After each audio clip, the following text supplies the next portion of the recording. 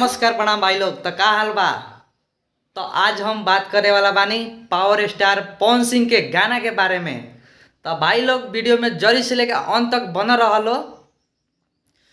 तो हम रउआ लोग से बता दी काला ओढ़नी गाना आवते ही पूरा 21 घंटा में भाई लोग यूट्यूब पर ट्रेंडिंग नंबर 2 पर ट्रेंड करा था म्यूजिक सेक्शन में। और यूट्यूब सेक्शन के मेन सेक्शन के बात करी तो वो गाना 1 नंबर पर ट्रेंड करता भाई लोग। तब पावर यही जैसे शुरू होला भाई लोग, बुझाइल।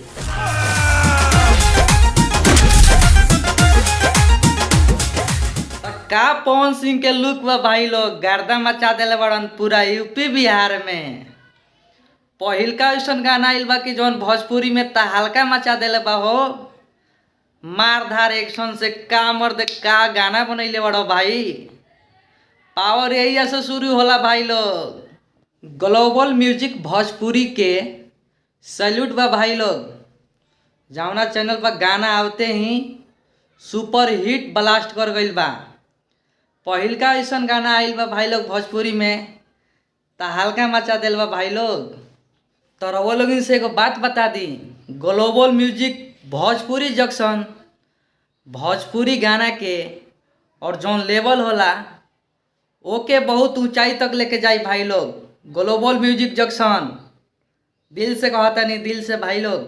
हम रउआ सबके बता दी ई गाना के स्टोरी के बारे में। ई गाना कामना टाइप के बा।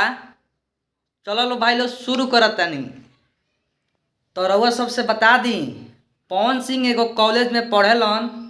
एगो मोरनी से प्यार होला, ओकर काला ओढ़नी कोनो काला कौआ छीन लेला। पवन सिंह गुस्सा में आवलन और एलाई चालू कर देलन। है ही एक्शन में देख लो भाई लोग।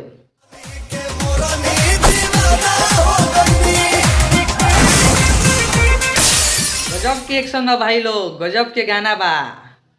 अब भोजपुरी इंडस्ट्री के बात करी तो पहिलका ऐसा गाना बा कि चीर फाड़ के रख देले बा। झुकेगा नहीं साला ना रुकेगा, पवन सिंह नाम है मेरा। गाना हमेशा ट्रेंडिंग में लेके आएगा। तो भाई लोग वीडियो कैसन लागल बा। अगर वीडियो अच्छा लागल बा तो एगो लाइक और प्यारा सा कमेंट, और वीडियो ज़्यादा अच्छा लागल बा तो वीडियो को शेयर जरूर कर लो।